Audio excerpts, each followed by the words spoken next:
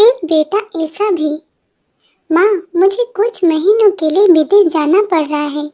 तुम्हारे रहने का इंतजाम मैंने कर दिया है। 33 वर्षीय अविवाहित डॉक्टर प्रदीप ने देर रात घर में घुसते ही माँ से कहा, बेटा, तेरा विदेश जाना जरूरी है क्या? माँ की आवाज में चिंता और घबराहट झलक रही थी। माँ, कुछ ही महीनों की तो बात है, प्रदीप ने कहा।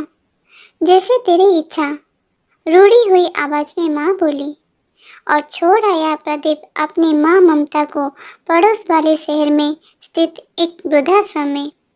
वृद्धाश्रम में 6 माह गुजर जाने के बाद एक दिन ममता देवी ने आश्रम के संचालक जयराम जी के ऑफिस के फोन से बेटे के मोबाइल पर फोन किया और कहा, प्रदीप, तुम हिंदुस्तान आ गए हो या जर्मनी में ही हो?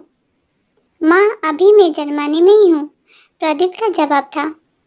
3-3, 4-4 माह के अंतराल पर ममता देवी प्रदीप को फोन करती तो उसका एक ही जवाब मिलता, मैं अभी वही हूँ, जैसे ही भारत लौटूंगा आपको सूचित कर दूंगा। इस तरह लगभग 2 साल से ज्यादा गुजर गए। अब तो वृद्धाश्रम के लोग कहने लगे कि देखो कैसा चालाक बेटा निकला, धोखे से अपनी माँ को यहाँ छोड़ गया। आश्रम के ही किसी बुजुर्ग ने कहा, मुझे तो लगता नहीं कि डॉक्टर विदेश गया होगा, वो तो बूढ़ी माँ से छुटकारा पाना चाह रहा होगा।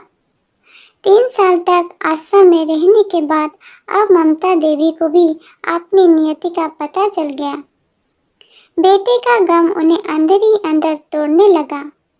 1 साल और आश्रम में रहने के बाद एक दिन उनकी भी मौत हो गई।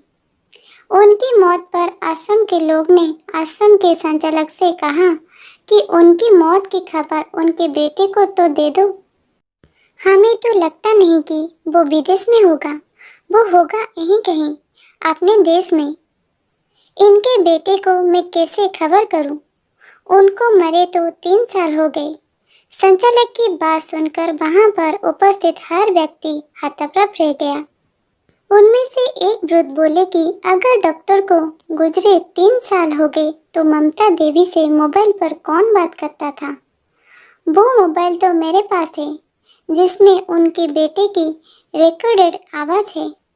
संचालक बोले, पर ऐसा क्यों? तब संचालक जी बोले, 4 साल पहले जब प्रदीप अपने माँ को यहाँ छोड़ने आया तो उसने बताया कि उसे ब्लड कैंसर है और डॉक्टर होने के नाते मैं ये अच्छी तरह जानता हूँ कि इस कैंसर के आखिरी स्टेज में मुझे बहुत तकलीफ होगी।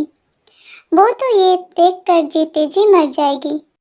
मुझे तो मरना ही है, पर मैं ये नहीं चाहता कि मेरे कारण मेरे से पहले मेरी माँ मरे। संचालक जी की ये दास्तान सुनकर वहां पर उपस्थित लोगों की आंखें छल छला गई। ममता देवी का अंतिम संस्कार आश्रम के ही एक हिस्से में कर दिया गया। वीडियो को अंत तक देखने के लिए धन्यवाद। कहानी कैसी लगी कमेंट करके जरूर बताएगा। वीडियो पसंद आई हो तो लाइक शेयर करिए और चैनल को सब्सक्राइब करिएगा। मिलते हैं और एक कहानी के साथ, तब तक रहती हूँ नमस्कार।